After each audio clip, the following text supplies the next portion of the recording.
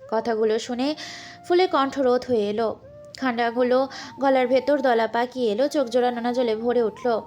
আমাকে কষ্ট দিয়ে যদি আপনি এতটাই স্যাটিসফাই হন, তাহলে আমাকে একেবারে মেরে ফেলছেন না কেন? এভাবে যন্ত্রণা না দিয়ে একেবারে মেরেই ফেলুন না হয় আমায়। কিং সাইজ বেডের ওপর আয়েশি ভঙ্গিতে বসে গ্লাসে আবারও চুমুক দিল উদ্যান। কিছুক্ষণ পর তার ছেলের সুরে বলল, সেই গরিব কৃষকের গল্প পড়েছিস নিশ্চয়ই, যার কাছে একটা সোনার ডিম পাড়া হাঁস ছিল। কৃষকটা লোভের বশবর্তী হয়ে সবগুলো ডিম একেবারে পাওয়ার আশায় হাঁসটার পেট চিরে ফেলেছিল। তো তারপর কি হয়েছিল? সে কি সবগুলো ডিম একেবারে পেয়েছিল? পায়নি। তোকে মেরে ফেলে আমি হয়তো উচ্চ লেভেলের শান্তি পাবো, কিন্তু সেই শান্তিটা হবে স্বল্পস্থায়ী। তারপর তারপর আমি স্যাটিসফাই হব কিভাবে? কথাগুলো শুনে ফুল ঠোঁট চেপে কেঁদে ওঠে। তার চোখের পানি দেখে উদ্যান ঘাড় কাত করে বলে ওঠে, তোর অশ্রু সজল চোখজোড়া আমাকে বিশ্রীভাবে সন্তুষ্ট করে। আরো তীব্রভাবে কাঁদ। উদ্যানের বরফ গলা কণ্ঠস্বর ফুলের শরীরে কাঁপন ধরিয়ে দিল। উদ্যান থেকে কষ্ট দিয়ে এতটা আনন্দ পায় ভাবতে তৃষ্ণা লাগছে। সে আনমনেই ডান পাশে তাকায়। উদ্যানের রুমটা আকারে বিশাল। ডান পাশের রুমটা দেওয়াল কাচের তৈরি। রাতের আঁধারেও আবছা আলোয় বাইরে দেখা যাচ্ছে। বাইরের অংশটা হয়তো বাগানে ঘেরা। গাছপালার ফাঁক ফোকর দিয়ে চাঁদের আলো ঢলে পড়ছে রুমের সাথে লাগোয়া সুবিশাল ব্যালকনির লাউঞ্জের ফ্লোরে। ফুল ইতিমধ্যে উপলব্ধি করলো উদ্যানের রুমটা আর 5টা সাধারণ রুমের মতো নয়। রুমটা যেন আস্ত একটা রাজ্য। হ্যাঁ, রাজ্য বলাটা বাড়াবাড়ি হবে না। রুমটার ভেতরে সে আরও কয়েকবার লক্ষ্য করেছে। আপাতত এখানে দাঁড়িয়ে কোনো রুমের ভিতর কি আছে অনুমান করা দুষ্কর। যা এখান থেকে। ফুল ভাবনার জগতে ছিল। উদ্যানের ঝাঁঝালো কণ্ঠে সে ভাবনার ধস নামলো। ফুল কম্পিত হস্তে উদ্যানের রেখে দেওয়া গ্লাসটি হাতে তুলে নিল। দরজা পর্যন্ত এগিয়ে যেতেই উদ্যান পেছন থেকে বলে উঠল, ডিনারে আমার জন্য রাইস উইথ পালং পনির আর বাটার গার্লিক চিকেন রান্না করবি। অলরেডি রাত 9:30 বাজে। আমি 11টা নাগাদ ডিনার করব। ফুল অকচকিয়ে উদ্যানের দিকে তাকায়, মিনমিনিয়ে বলে, আমি তো এইসব। রান্না করতে পারিস না? ফুল না বোধক মাথা নাড়ায়। উদ্যান বিরক্তিতে গজগজ করে বলে ওঠে, তাহলে কি পারিস তুই? শেফের কাছ থেকে আজকের মধ্যে সব রান্না শিখে নিবি। একদিনে কিভাবে সম্ভব?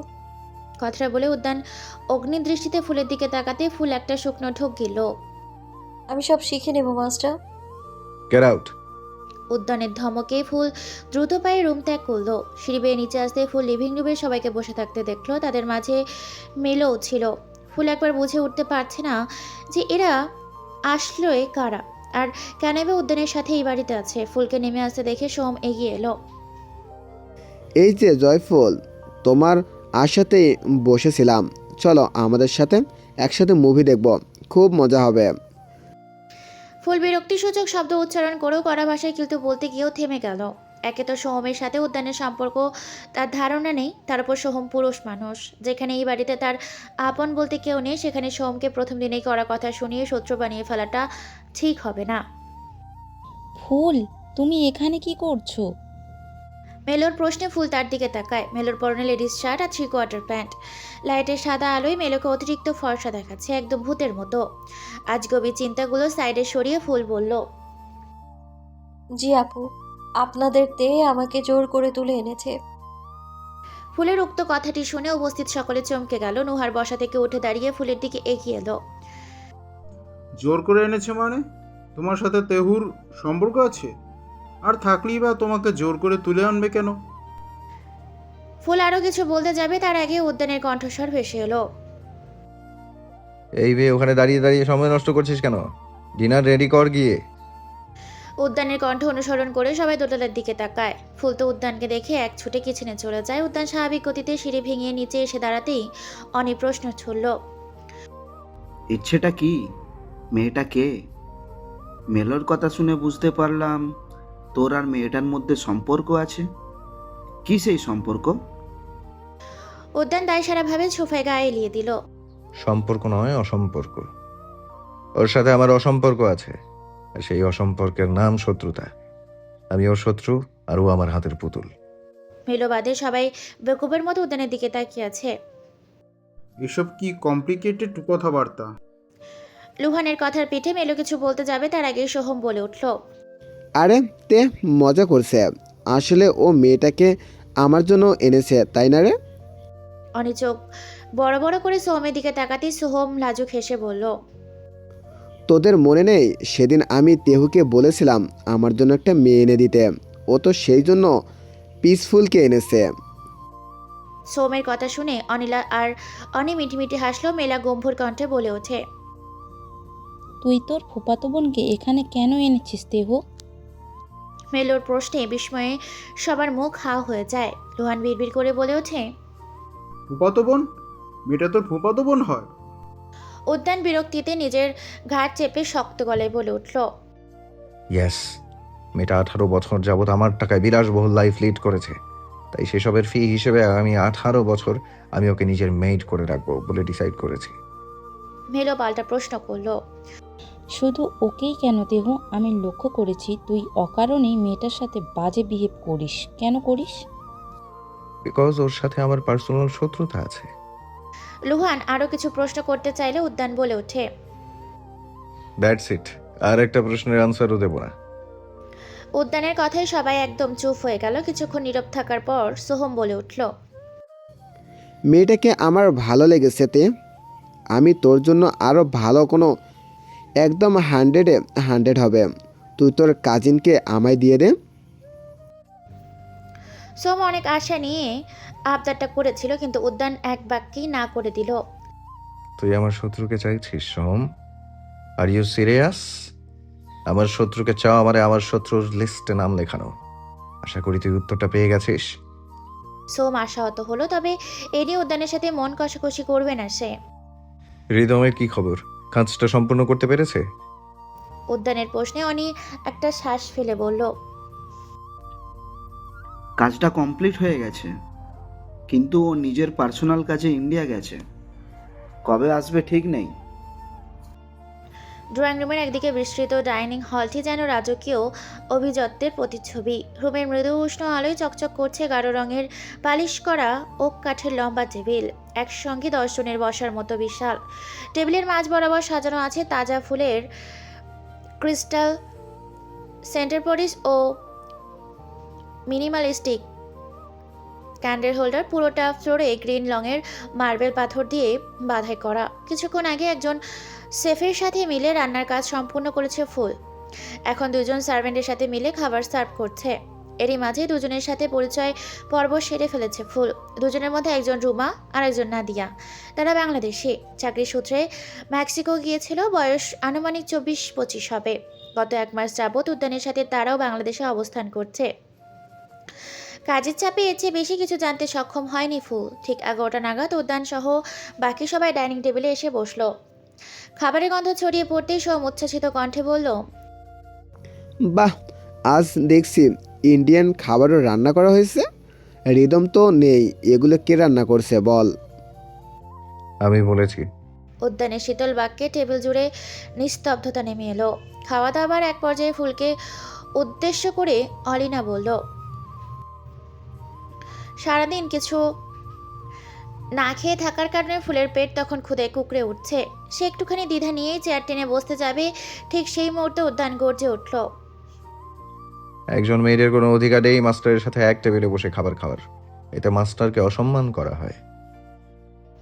ফুল আর চোখে একবার উদ্যানের দিকে তাকায়। তার দৃষ্টি নিস্তঙ্গ, কিন্তু ভেতরে তীব্র জ্বলন। চেয়ারটি আস্তে করে আগের জায়গায় ঠেলে রেখে সরে দাঁড়াতেই উদ্যান তেজমৃত্য কণ্ঠে আবার বলল, ও আমার কাজিন হয় এই কথাটা ভুলে যা সবাই। She is a useless made. Treat her like one, nothing more nothing less. Table জুড়ে নেমে এলো এক চেপে ধরা পিনপত নীরবতা। উদ্যানের ওপর পাল্টা কথা বলার সাহস পেল না কেউ। খাওয়া দাওয়া শেষ করে উদ্যান নিজের রুমে চলে যেতেই সবাই একটা স্বস্তির নিঃশ্বাস ফেলল। টেবিলের একপাশে মূর্তির ন্যায় দাঁড়িয়ে আছে ফুল। স্থবিতর মধ্যে সোহাম হঠাৎ উঠে এসে তার সামনে দাঁড়ায়। ঠোঁটে মৃদু হাসি টেনে বলল, don't be sad, trust me, you are extremely useful. ফুলের চোখ মুখে বিরক্তির রেশ ফুটে উঠল। বিড়বিড় করে কিছু একটা বলে সোমকে পাশ কাটিয়ে কিচেনের দিকে চলে গেল। সোম পুরো কোচকে তাকিয়ে রইল। ফুলটি কি বলল বুঝতে পারল না। উদ্যানের তীক্ষ্ণ কথাগুলো ফুলের ভেতরের ক্ষুধাকে অনেকটাই নিঃশেষ করে দিয়েছিল, তবুও পেটের টানে রুমা আর নাদিয়ার সঙ্গে মিলে কিছুটা খাবার খেয়ে নিয়েছে। কিচেনের শীতল মার্বেল ফ্লোরেই বসে খেতে হয়েছে তাকে। কিচেন থেকে বেরিয়ে ডাইনিং টেবিলের ফ্লোরে বসে পড়ল ফুল। খানিকটা ফুরসত মিলতেই দৃষ্টি গেল নিজের ডান পায়ের দিকে। পায়ের পাতাটা উল্টিয়ে ক্ষতস্থানে চোখ বুলিয়ে দেখলো চামড়ার লালচে ক্ষতটা ক্ষমার বদলে যেন ধীরে ধীরে দগদগে ঘায়ে পরিণত হচ্ছে। কি হয়েছে পায়ে? আচমকা প্রশ্নে বিছিয়ে রাখা পা গুটিয়ে নিল ফুল। মুখ তুলে তাকিয়ে দেখলো রোহান চিন্তিত নয়নে তার পায়ের দিকেই তাকিয়ে আছে। এক হাত কুলারের হাতলে আর এক হাত ঠান্ডা পানীয়। ফুল উত্তর না দিয়ে মাথা নিচু করে বসে রইল। তন্মধ্যে লুহান কুলারের ডোর অফ করে দিয়ে পকেট হাতড়ে ফোন বের করলো। ফোনে কিছু একটা টাইপ করে পুনরায় ফুলের দিকে দৃষ্টি নিক্ষেপ করলো। কিচেনে নির্ঘিবনে চিত্তে দাঁড়িয়ে রইল সে। পপকর্ন রান্না করছে। রান্নার রুমার নাদিয়া তাকে সাহায্য করছে। লুহান কিছুটা এগিয়ে এসে ফুলের সামনে থাকা টুলের ওপর বসলো। তোমাকে কিছু প্রশ্ন করব, ঠিকঠাক উত্তর দেবে।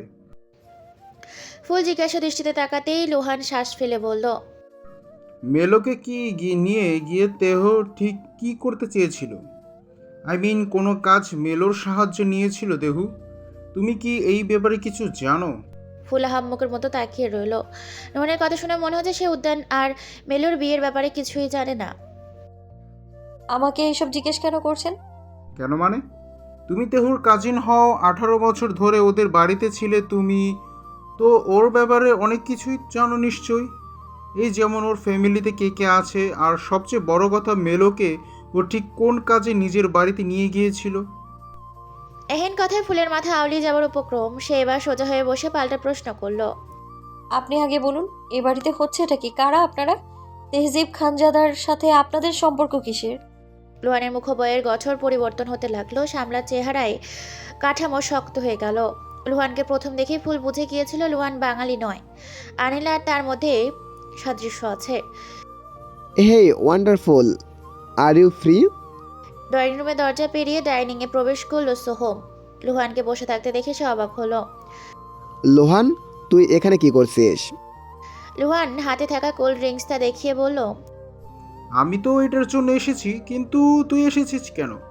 সোহম লাজুক হেসে বলল, আমি তো চেয়ারফুলকে নিতে এসেছি। সোহমের কথার তোড়ে ফুল আর লুহানের মুখ বেঁকে গেল। এইসব উইয়ার্ড নামে না ডাকা বন্ধ করবি। সিরিয়াসলি, উই আর লাগছে। ফুল বলে ডাকলি তো হয়। ফুল মিন্স ফ্লাওয়ার, সিম্পল। নামটাকে এত কমপ্লিকেটেড করার মানে কি? মেরি বিল্লি মুঝসে মিয়াও। বেশি হিন্দি ঝাড়িস না। রিদমের কাছে হিন্দির ফুল কোর্স করেছি আমি। তোদের সবার থেকে ফার্স্ট শিখেছি। হা, নেমো খারাম একটা। তোকে বাংলা কে শিখেছে? হ্যাঁ, এই আমি শিখেছি। আর তুই আমাকে ফুল মিন্স ফ্লাওয়ার শেখাচ্ছিস? আমি অর্থ শেখাইনি। আমি শুধু বলেছি ফুল মানি নামি ডাকতে। বেশি বাড়াবাড়ি করলে তেহু কিন্তু তোকে উগান্ডা পাঠিয়ে দেবে। বললেই হলো। আমি 100 বার ডাকবো। এটা তেহুর ফাদার ইন ল এস্টেট নয়, এটা সোলার এস্টেট। তাই চাইলে আমাকে বিতাড়িত করতে পারবে না। Father in law? কথাটা শুনে ফুলের চোখ জোড়া বড় বড় হয়ে গেল। এক মিনিট। আপনি এর মাঝে ওনার ফাদার ইন লকে টেনে আনছেন কেন? ওনার ফাদার ইন ল আপনার কোন পাকাধানে মই দিয়েছে শুনি?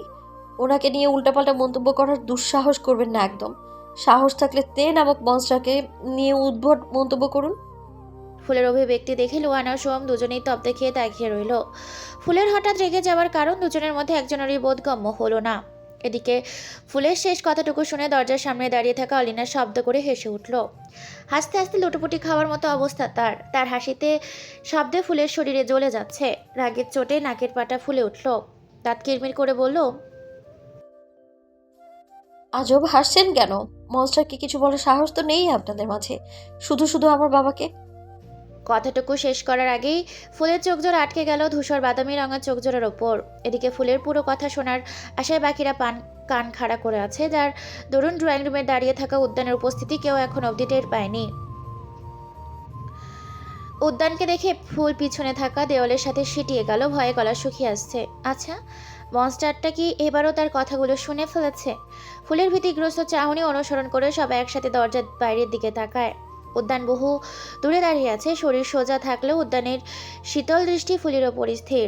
ঘাড় বাঁকিয়ে এক দৃষ্টিতে ফুলের দিকে তাকিয়ে আছে। তার চাহনি দেখে উপস্থিত প্রত্যেকে একটা শুকনো ঢোক গেল।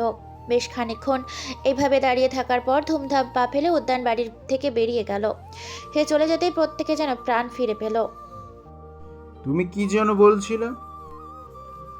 লুহানের কথার উত্তর দিল না ফুল। সে তো কথায় কথায় বিয়ের কথাটা ফেরপাস বলেই ফেলতে চাচ্ছিল, কিন্তু এই কথাটা তো সে কাউকে বলতে চায় না।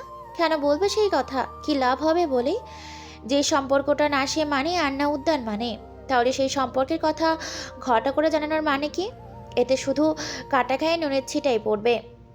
ফুলকে নীরব থাকতে দেখে সোম প্রসঙ্গ পাল্টে ফেলল। আরে 12টার বেশি বেজে যাচ্ছে, মুভি দেখবো কখন?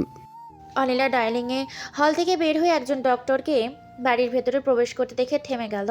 এত রাতে ডাক্তারের প্রয়োজন কার পড়ল ভেবে পেল না অনিলা। এত রাতে আপনাকে কে ডেকেছে? লোহান স্যার টেক্সট করেছিল। সে এখন কোথায় আছে? অলিনার কপালে ভাঁজ পড়ল। আঙুর দিয়ে ডাইনিংয়ে হলের দিকে ইশারা করতে ডক্টর সেদিকে চলে যায়। ব্যাপারটা বোঝার জন্য অলিনাও পুরো ডাইনিং রুমে এসে দাঁড়ায়। এদিকে লুহানকে বসে থাকতে দেখে সোম বেজায় বিরক্ত হচ্ছে। লোহান, তুই যাচ্ছিস না কেন? একই প্রশ্ন আমিও তোকে করতে পারি। রোমার নাদিয়া খাবার দাবার নিয়ে গেছে, তারপরও তুই এখানে কি করছিস? তোর তো থিয়েটারে থাকার কথা। সোহম বিরক্তির সূচক শব্দ উচ্চারণ করলো। তুই যা প্লিজ, আমি বিউটিফুলকে নিয়ে আসছি। লুহান কিছু বলার আগেই ফুল গম্ভীর গলায় বলে উঠল, আমি কোথাও যাব না, আপনারা যান। এরই মাঝে অলিনা ডক্টরকে নিয়ে এলো। ডক্টরকে দেখে লুহানের মনে পড়লো ফুলের পায়ের আঘাতের কথা।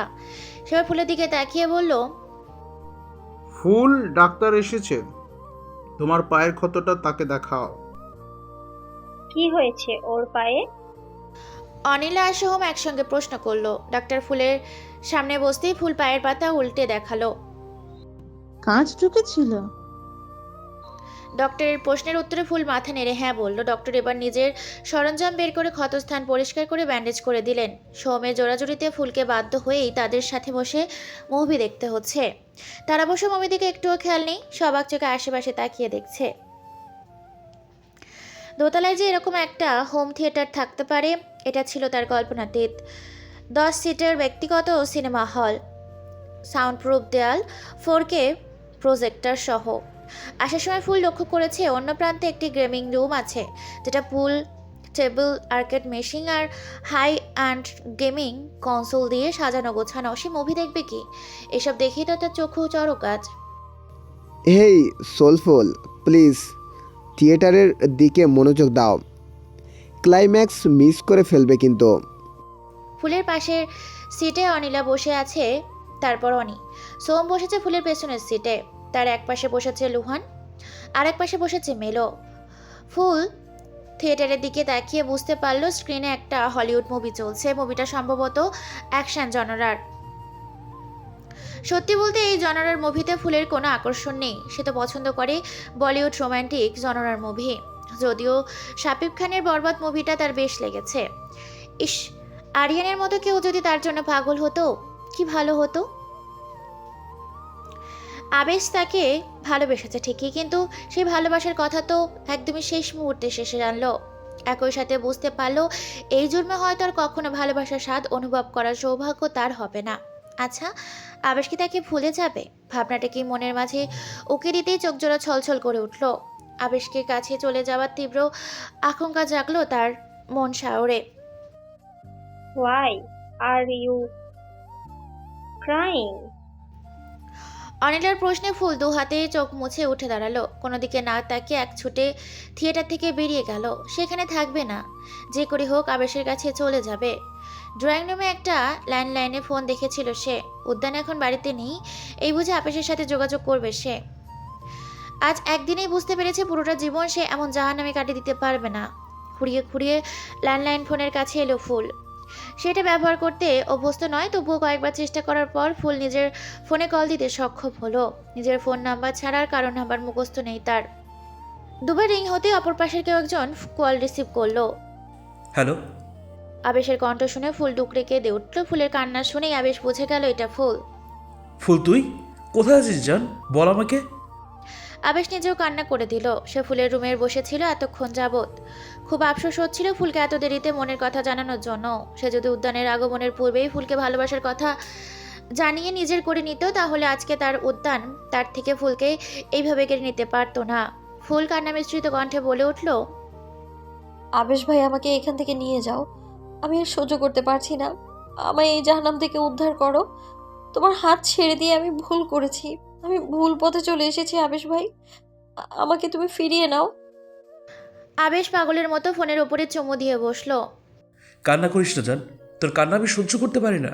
তুই শুধু বল যে কোথায় আছিস, আমি তোকে নিতে আসবো। ফুল অসহায় কণ্ঠে বলল, আমি জানি না এটা কোন জায়গা, কিন্তু মনস্টারটা বলেছিল আমরা শহর থেকে 100 কিলোমিটার দূরে আছি।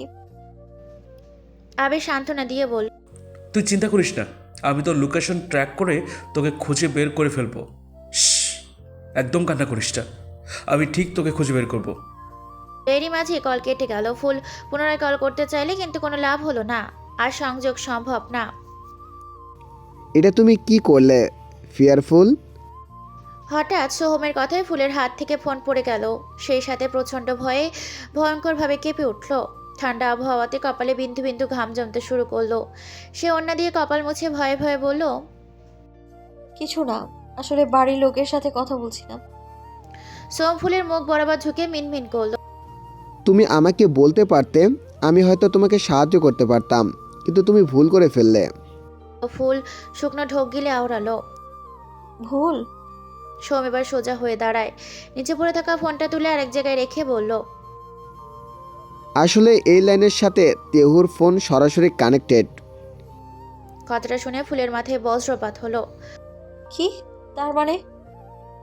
সোহম বাকিটা সম্পূর্ণ করলো। তার মানে তোমাদের সব কথাই তেহু শুনে ফেলেছে মেবি।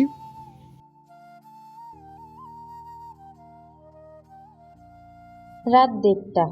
অন্ধকার নির্জন রাস্তার দুপাশে ঘন গাছের সারি, হালকা কুয়াশা আর শুকনো পাতার গন্ধে চারপাশে এক অচেনা শীতল বিরাজমান। উদ্যানের ডুকাটি ড্রেভাইল V4 বাইকটি গর্জন তুলে সেই নীরবতা কেটে এগোচ্ছিল। হেডলাইটের তীব্র সাদা আলো সামনের পথটুকু আলোকিত করে দিয়েছিল, বাকিটুকু ডুবেছিল কালো অন্ধকারে। গাছের ফাঁক গলে চাঁদের ক্ষীণ আলো কখনো রাস্তার উপর ঝরে পড়ছে, কখনো আবার হারিয়ে যাচ্ছে। বাতাসের মাঝে মাঝে পাতার শস্যর শব্দ, সব মিলিয়ে পরিবেশটা যেন অকারণেই ভীতিকর। শহরের কাছাকাছি চলে এসেছিল উদ্যান। আর কিছুটা পথ পাড়ি দিলেই নিজের গন্তব্যে পৌঁছে যেত সে। তার মধ্যে ফুলের ফোন কল উদ্যানের সিদ্ধান্ত বদলে দিয়েছে। উদ্যান কিয়ৎক্ষণ চিন্তা ভাবনা করে হঠাৎ বাইকটা ঘুরিয়ে নিল। সরাসরি সোলার অ্যাটাস্টের পথে ইঞ্জিনের গর্জনের সঙ্গে সঙ্গে আরও তীক্ষ্ণ হয়ে উঠল, আর গাছের ছায়াগুলো দ্রুত পেছনে সরে যেতে লাগলো। সোলার অ্যাটাস্টের ঘন জঙ্গলের মধ্যে মাথা উঁচু করে দাঁড়িয়ে থাকা এক টুকরো প্রাসাদ সম। 20 মিনিটের মাথায় উদ্যানের আগমন ঘটে সোলার অ্যাটাস্টে। লিভিং রুমে এসেই গর্জে উঠল, ইউ ব্লাডি মিস্টেক! কোথায় তুই? এদিকে আয়, কুইক! উদ্যানের চিৎকারে বাড়ির সবাই লিভিং রুমে জড়ো হলো, কিন্তু ফুলকে কোথাও দেখা গেল না। কি হয়েছে তেহ? বাড়িঘর মাথায় তুলছিস কেন? অনির প্রশ্নে উদ্যানের মাথা আরো গরম হয়ে গেল। অতিরিক্ত সাহস দেখাতে আসিস না, নিজেদের স্থান ভুলে যাস না। হারামের বাচ্চাটা কোথায়? ওকে বের হতে বল। উদ্যানের লালাভ চেহারা দেখে প্রত্যেকেরই শরীরে শিহরণ বয়ে গেল। উদ্যান এক মুহূর্ত অপেক্ষা না করে ফুলকে খুঁজতে লাগলো। খোঁজার সময় সামনে যা কিছু পাচ্ছিল সবকিছু আছাড় মেরে গুড়িয়ে দিচ্ছিল।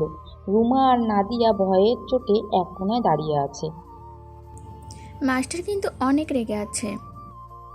রুমার কথায় তাল মেলায় নাদিয়া।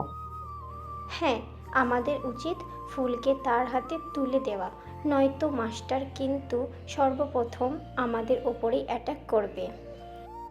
হলেও তাই। উদ্যান ধীর পায়ে এগিয়ে যেতে লাগলো রুমা আর নাদিয়ার দিকে। হাতের কাছে কিছু না পেয়ে লুহানকে অর্ডার করলো, লোগো, গেট দ্য রড, কুইক।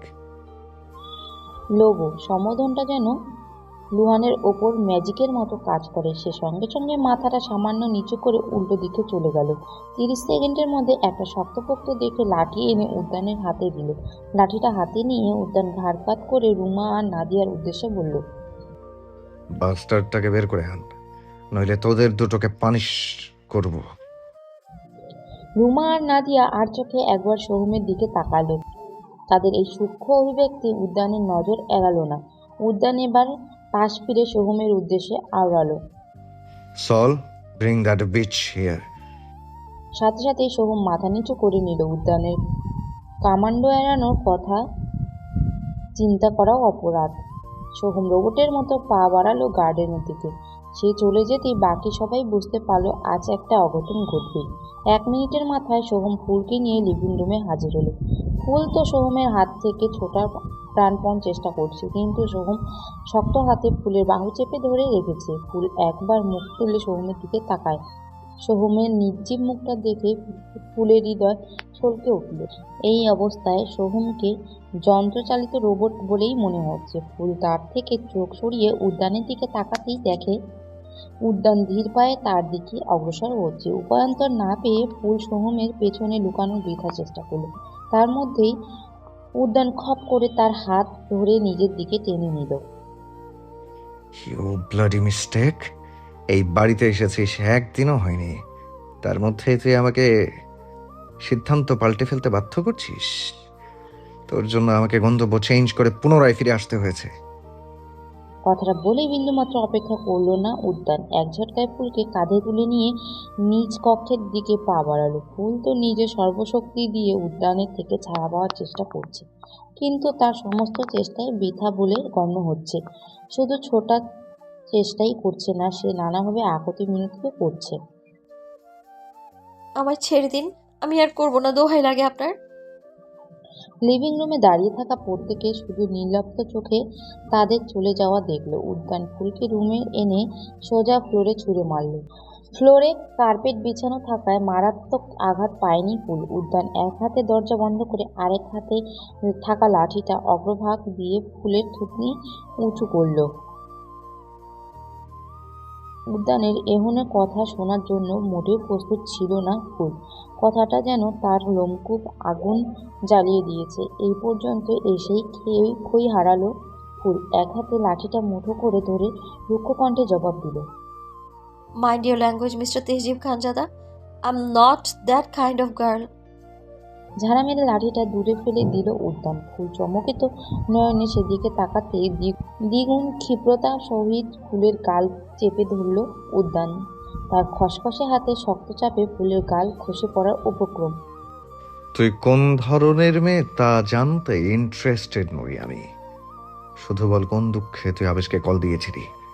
ফুল দুহাত দ্বারা উদ্যানের হাত সরানোর প্রয়াস করতে লাগলো। উদ্যান আরেক হাতে তার দুহাত চেপে ধরে হিসিয়ে বলল, ও তোকে দুবার জান বলে ডেকেছে। সেই ডাক শুনে তুই খুব স্যাটিসফাই হয়েছিস, তাই না? ও তোকে কিসও করেছে? কোথায় কিস করেছে? উদ্যান ফুলের গাল থেকে হাত সরিয়ে নিল। ফুল অশ্রুসিক্ত নয়নে উদ্যানের দিকে তাকিয়ে আছে। গালের চামড়া ছিলে গিয়ে ইতিমধ্যেই রক্ত বের হচ্ছে, ব্যথায় টনটন করছে। কিন্তু উদ্যানের হিংসতা যেন কমার বদলে বেড়েই চলছে। গায়ে থাকা ডার্ক গ্রিন রাঙা শার্টটা ঘামে ভেজা। এসির শীতল তাপমাত্রায় যেন উদ্যানের মাঝে সৃষ্টি দানব অল নেভাতে অক্ষম।